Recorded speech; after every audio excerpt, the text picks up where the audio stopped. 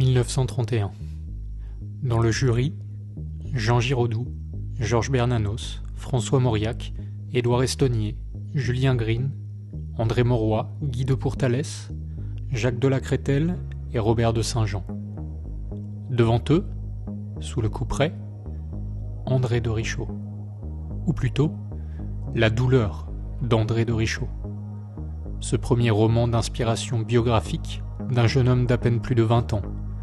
Premier roman qui raconte la passion coupable entre une veuve de guerre et un prisonnier allemand dans un village du sud de la France, alors que les combats de la Première Guerre mondiale font encore rage au nord.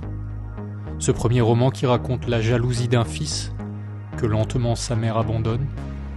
Premier roman enfin qui s'apprête à être couronné par le prix du premier roman, mais que la morale soudain déchoira, se rappelant in extremis aux sentiments illustres des auteurs qui couronnent. L'écrivain Joseph Delteil, auquel André de Richaud avait consacré un livre nommé bien moralement Vie de Saint-Delteil, s'emporte dans la presse. J'avais cru comprendre que vous étiez en quête d'un écrivain. Juger une œuvre d'art au point de vue de la morale, c'est faire décider du calcul intégral par un juge de la paix. Ainsi était lancée la carrière d'André de Richaud, par le scandale des mœurs, par l'intronisation incomplète, par l'hypnotisme de sa prose et la soudaine crainte de ses œuvres. Oublieuse postérité. Épisode 3. La violence littéraire. André de Richaud était un joyeux camarade. André de Richaud écrivait des textes désespérément violents. Il faisait rire avec son théâtre. Il terrorisait avec ses romans. Il dansait sur les places publiques, s'enivrait dans les brasseries. Il maudissait, condamnait, tuait ses personnages dans les livres. Il avait l'écriture facile, rapide, donnée. Il nous laissait à nous, lecteurs, la difficulté, l'âpreté, la noirceur totale.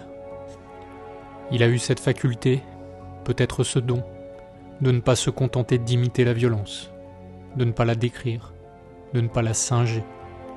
Trop factice, trop grotesque, souvent partagée entre ces deux pôles, la violence littéraire n'émeut guère ou pas durablement. André de Richaud n'est pas dans la surenchère bestiale, constitutive du thriller. Il n'est pas dans une démarche sociétale ou philosophique, comme par exemple dans l'Orange mécanique d'Anthony Burgess. Nulle arme, nulle déviance chez de Richaud. Dans ses romans, la violence est double, antinomique, à la fois pure d'un point de vue strictement littéraire et viciée d'un point de vue plus psychologique. Elle est à la fois passive et intestine. Elle grandit à l'ombre des personnages, mais au midi des lecteurs. Elle ne semble pas être le dessein de l'auteur, et pourtant s'empare de la plume, des mots, des protagonistes, des spectateurs impuissants. La violence naît d'une terreur ancestrale. Comme l'auteur l'écrit dans Je ne suis pas mort, son dernier livre, les premiers chants de l'homme n'ont pas été des chants d'amour, mais des chants de solitude, des cris de douleur. L'enfant siffle quand il a peur, le spectateur quand il se croit en danger. On chante la nuit, on chante dans le noir. Voilà qui pourrait résumer toute l'œuvre romanesque de Richaud. L'homme, fils de la souffrance et de la solitude, ce cri bicéphale primitif, croit dans ses propres angoisses sans peut-être les connaître. Peu à peu il se dédouble, croyant vivre tant bien que mal, mais un monstre apeuré s'érige en lui-même, hors de toute altérité. Altérité qui, chez d'autres écrivains, est le postulat nécessaire. Le crime est recherché et ne devient crime seulement si l'on est deux ou plus. Et ce monstre apeuré, tôt ou tard, réclamera sa place, se superposera à l'individu et libérera une fièvre sanglante. Cependant, ce monstre pourra tout aussi bien être un abîme de violence qu'une tempête de passivité. C'est sur cette dualité que va reposer toute l'intrigue de La Barrette Rouge, publiée en 1938 chez Grasset. Il y a dans ce livre une mise en scène littéraire apothéotique de la violence. Elle gangrène la totalité des pages, déborde des pages, est trop grande pour être contenue dans les pages. J'entends par là que la violence est totalement constitutive du roman, des personnages, de la narration, de la forme, de l'ambiance, du style. En somme, elle semble être préalable au roman et postérieure à lui, comme si l'auteur avait le temps de la rédaction du livre croisé la source originelle de la violence. De Richaud écrit le roman d'une malédiction dont les premières lignes déjà condamnent les personnages et le lecteur. C'est une descente aux enfers vertigineuse qui commence pourtant déjà à l'étage le plus bas de l'enfer. Pour reprendre l'exemple de l'orange mécanique, l'auteur britannique écrit un roman qui illustre la violence des sociétés, la violence des hommes, la violence de l'existence, qu'elle soit individuelle ou institutionnalisée, l'alliant à l'art, au beau. Il vise le sociétal et le philosophique par la littérature. Il impose, au moins en partie, à la littérature une fonction de passagère plus que de destinataire. La littérature n'est plus fin, mais moyen. Le moyen, comme pourrait l'être un film d'ailleurs, de servir le propos de l'écrivain. De Richaud, quant à lui, se cantonne à travailler la littérature en elle-même. Elle est sa propre finalité. Il ne développe pas de thèse, ne se prétend pas soudain sociologue ou psychologue. Il utilise les ressources de l'écriture pour nous plonger dans le drame et évite l'écueil de l'art pour l'art à l'opposé ou du tout-va psychologique. La littérature comme finalité, certes, mais sans complaisance. Tout commence avec Siffrin, un ouvrier agricole qui, se réveillant en pleine nuit parmi ses semblables entassés à même le sol, cuvant, ronflant, s'octroie brutalement le droit de penser malgré sa condition de travailleur nomade. Il pense avec enthousiasme, mais maladroitement, errant dans sa tête noire, s'invectivant, invectivant en silence les hommes, sachant bien que lui est le centre du monde, que le monde tourne sous et autour de lui, qu'il a découvert par hasard cette étrange vérité, tandis que les autres, ignorants, demeurent. Il se prend alors de haine pour le travail, l'esclavage et pour son symbole qu'il a à portée de main et qui revient toujours chez De Richaud, la batteuse, la moissonneuse batteuse. Siffrin devient foudrage, l'insulte, parce qu'elle est une machine à tuer, parce qu'elle va user et broyer tous ses corps allongés et déjà à moitié détruits par le travail des champs. L'insulte, parce qu'elle est la pulsion de mort. Je cite, « Quand elle venait, c'était comme une poussée de vent qui serait montée du fond de son ventre.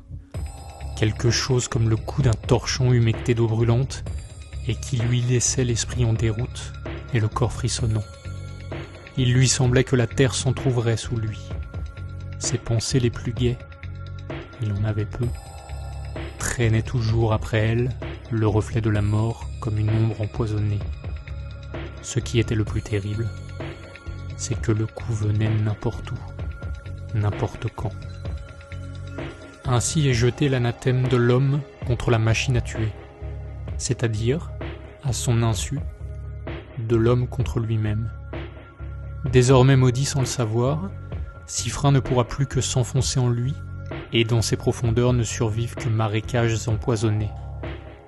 Mieux aurait-il valu que Siffrin périsse dans son enfance, peut-être, quand son père ivre d'alcool et de rage marqua le V de voleur au fer rouge autour du nombril de son fils. Mieux aurait-il valu qu'il meure lorsqu'il tomba violemment malade, encore enfant, une nuit d'hiver, qu'abandonné chez sa tante, ses parents en vinrent à le croire mort et lui construisirent un petit cercueil à sa taille. Cercueil que le père emmena avec lui chez la tante, exposa à côté de lui chez la tante, tandis que Siffrin se réveillait revenu de sa maladie. L'enfant reniflait ses mains sales et il lui semblait qu'elles suaient d'odeur, la terrible odeur. Il n'était pas atterré de voir que ses parents avaient pris si facilement leur parti de sa mort. Il n'avait jamais été ému. Il ne reprochait pas à son père d'être allé un peu vite. Il était seulement effrayé pour lui-même. C'était une peur blanche et pure. Cette peur blanche et pure, ce n'est pas celle d'être battu, repoussé, mal aimé par ses parents. Non, de Richaud est sur ce point plus magnanime envers son personnage. Pour ce dernier, le rejet filial n'est qu'un état de fait. Il n'est pas aimé ? Soit. C'est sa normalité à lui. Pas besoin de s'apitoyer outre mesure. Après tout, enfant à moitié voulu, enfant venu par erreur, par malchance, enfant d'un autre, bâtard, difforme, lent, les raisons de la rudesse, voire de la brutalité parentale, sont légion, mais ne semblent pour l'écrivain pas ou peu dignes d'engendrer un monstre. Nous ne sommes pas encore à jour des thèses de la reproduction du modèle parental. C'est bien plus la peur de sa propre mort dans l'esprit de l'enfant qui le traumatise. S'ensuit aussitôt après cet extrait un déchaînement de violence dans lequel Siffrin détruit son cercueil et en lance les débris au feu, devant un père pétrifié par la monstruosité cachée de son fils. Tout est affaire de symboles, tout est affaire de baptême dans ce roman. La violence est reçue par Siffrin depuis son enfance, mais elle est donnée aussi depuis cet épisode.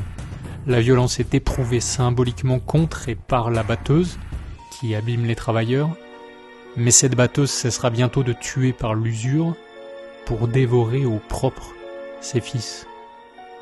Et c'est dans cette dialectique morbide que le reste du roman se construira, tandis que nous autres lecteurs, impuissants, ne pouvons qu'assister à ce crépuscule bestial. À 2 épisodes de prime enfance, il convient d'en rajouter un dernier, plus tardif, parce qu'il ne faudrait pas relâcher le lecteur, parce qu'il ne faudrait pas donner trop d'heures calmes à Siffrin. Emmené par d'autres adolescents près d'une maison où vit un vieil alcoolique, dissimulé derrière un arbre et la nuit, Siffrin sera témoin d'une étrange parade nuptiale entre l'homme aviné et sa femme soumise. Encore une fois, c'est dans la violence qu'il construira son imaginaire sexuel, bien que, le narrateur nous prévient, Siffrin n'a pas de désir, pas d'intérêt pour l'amour. Ce premier acte sert de catalyseur. Pour l'heure, de la condensation. Rien que de la condensation. Mais ces gouttelettes sombres s'infiltrent dans tous les recoins de la carcasse de Siffrin. Elles se terrent, fermentent, pourrissent, attendent de prendre possession de l'esprit et du corps de sa victime. C'est donc la batteuse qui tuera la première, un jeune ouvrier, le seul ami que Siffrin allait peut-être parvenir à se faire, enfin, après 30 ans de vie. La machine lui découpera les jambes et le videra de son sang. Devant ce drame, instantanément possédé par le symbole et la mort, Siffrin fuit. Il avait maudit la batteuse, et la batteuse s'est vengée de sa malédiction. À toute violence donnée symboliquement, au figuré, par la pensée, violence est rendue dans la réalité, par le fait, par le sang. Siffrin est piégé par ce constat. Il fuit. Autant pour refuser la mort de cet ami en devenir, que pour s'éloigner des bêtes qui commencent à gronder dans son esprit.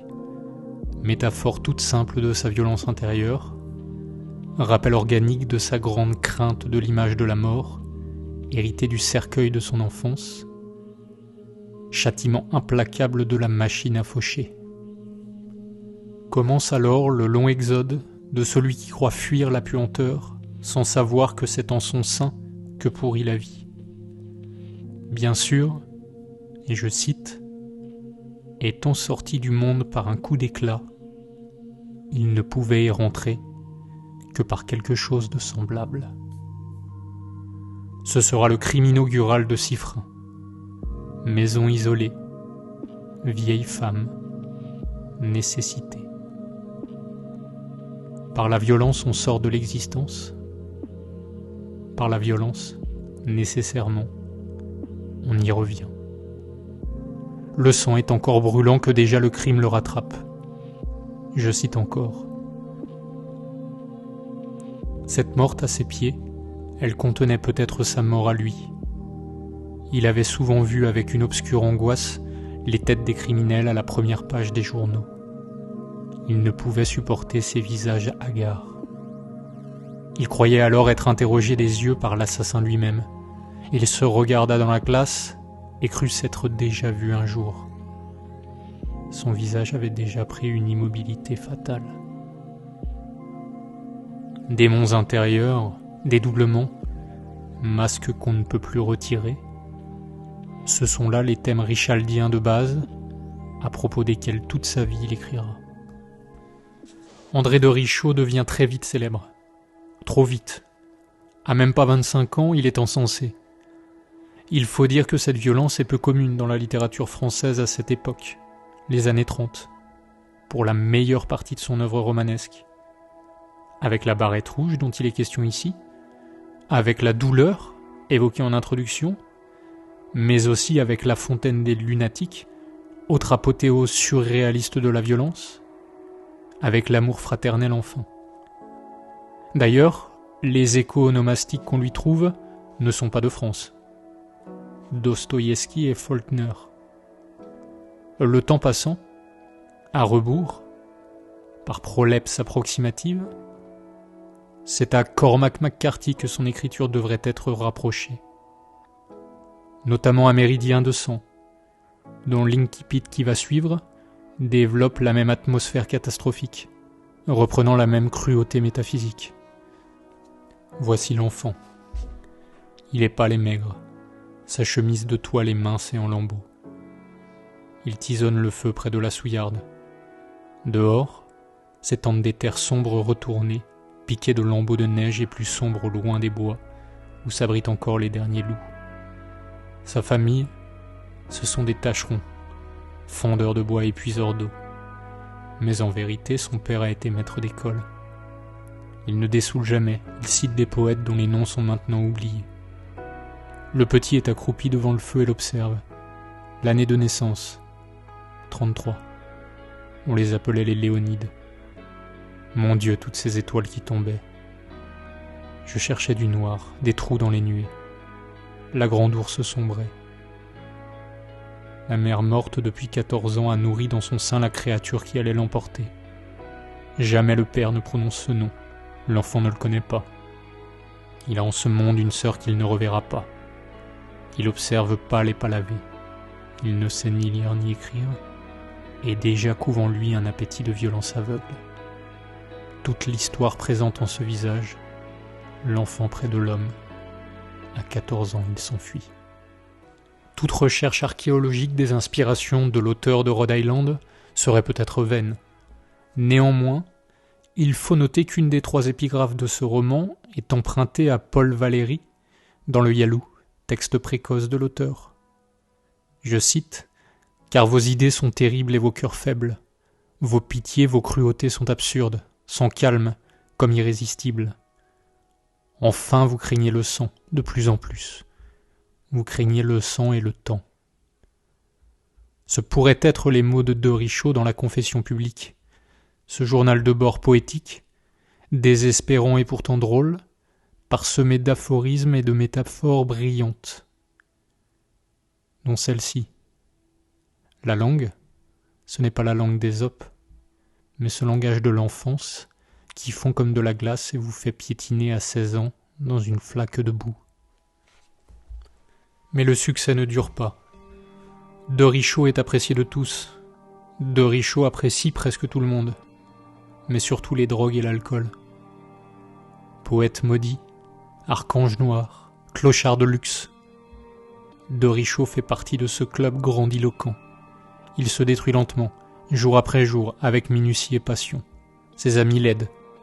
Parmi eux, Cocteau, Giraudoux, Louise Bouniel, Céleste Albaret, l'ancienne gouvernante de Proust, Fernand Léger, Michel Piccoli. il finit par fuir Paris sans laisser d'adresse. À 50 ans, de Richaud est en hospice, ayant menti sur son âge pour s'y faire admettre. Petit jeune parmi les grands vieux. On ne le lit plus, on ne l'écoute plus. On le croit mort. Comme Siffrin, le protagoniste de La Barrette Rouge, il s'est dédoublé. Il s'est enfui, il s'est caché. Comme Siffrin, il reviendra une dernière fois. Lui en écrivant « Je ne suis pas mort », évoquant son traitement, la nature, quelques hommes.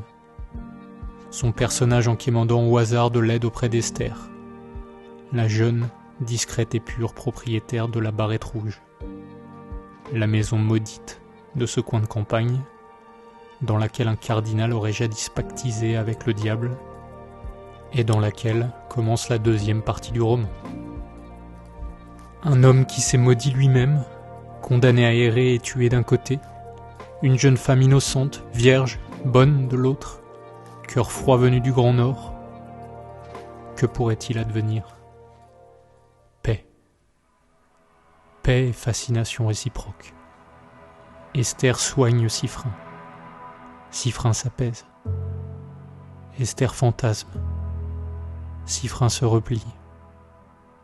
La mise en scène de la féerie noire est minutieuse et implacable, encore une fois faite de symboles, confrontant la beauté blonde du Nord à la tête noire du Sud, l'auteur s'abandonnant définitivement à un expressionnisme stylistique hallucinatoire d'une intensité émotionnelle et visuelle à nul autre pareil. À propos de ce style justement, il faut tout d'abord noter qu'il n'est pas exempt de légers reproches. Certaines tournures grammaticales sont moyennement inspirées. Certaines constructions syntaxiques se répètent, deviennent redondantes. Sans doute peut-on pinailler sur quelques vagues transitions qui alourdissent le texte. Mais tout ceci est noyé dans l'intensité flamboyante qui, malgré ses quelques failles, ne décline jamais. De Richaud, pour commencer, fait l'économie de l'ornemental, du transitionnel. Peu de descriptions naturalistes, peu de phrases immobiles. J'entends par là que l'auteur ne travaille pas sur l'élasticité du temps. Il ne se permet guère de ralentir ce dernier pour étudier de fond en comble un moment, une situation, l'état d'esprit d'un personnage. Il ne s'offre pas le loisir de l'ellipse non plus, car justement, il faut être témoin aux yeux écarquillés de l'enfantement dramatique. Le temps de l'action et de la narration se superposent chez de Richaud. Tout passe à la même vitesse. Les faits et gestes des personnages, leurs pensées, quoique nous en avons peu, la pulsation du monde qui les entoure, la barrette rouge maudite, les champs du labeur, la forêt, la fuite, le sang qui sèche. C'est justement par ce rejet de l'artifice, ou du pouvoir, romanesque, que la tension se crée et enfle. Puisque l'auteur même ne semble avoir de prise sur le déroulé de l'histoire en cours, puisqu'il ne semble pouvoir accélérer ou ralentir la chute, alors elle ne peut être qu'une malédiction, qu'une catastrophe annoncée, comme lorsqu'on contemple dans l'angoisse, avec le souhait ardent d'agir sans le pouvoir, un événement tragique. Cette linéarité du temps, qui pourrait être celle de la monotonie, est à l'inverse, et c'est là le tour de force de Richaud, celle de l'horreur à l'œuvre, celle des grands destins qui se brisent, celle d'un Dieu qui n'intervient pas. C'est l'essence théâtrale de l'écriture de Richaud. Alors, sans refuge dans le temps manipulé, ne nous reste que la phrase qui avance, qui ne cavale pas, non, car ce n'est pas une chevauchée, mais une agonie. Ne nous reste que la phrase qui exécute, mais qui sourit pendant qu'elle est à l'œuvre, qui sourit comme un diable, parce que la violence chez de Richaud n'est pas que rejet sans fracture, elle a aussi trait à une sorte de fureur, de fougue, et justement, c'est la fonction du style. Mélanger cette irréversibilité du crime à une forme certaine de ridicule. L'auteur les prend sur le fait, comme lorsqu'Esther, chaque nuit depuis qu'elle a ouvert sa porte à Siffrin, s'ordonne de ne pas songer à lui, tandis que son corps se convulse de désir. Le style creuse de grands abîmes dans notre perception de l'histoire, entre sommets enfiévrés et profondeurs vides, entre passions incontrôlables ou presque, et raisons mornes, pour ne pas dire handicapées, mutilées, frustrées. Les innombrables métaphores et comparaisons tissent le contour de ces paysages mentaux fiévreux, fantasmatiques.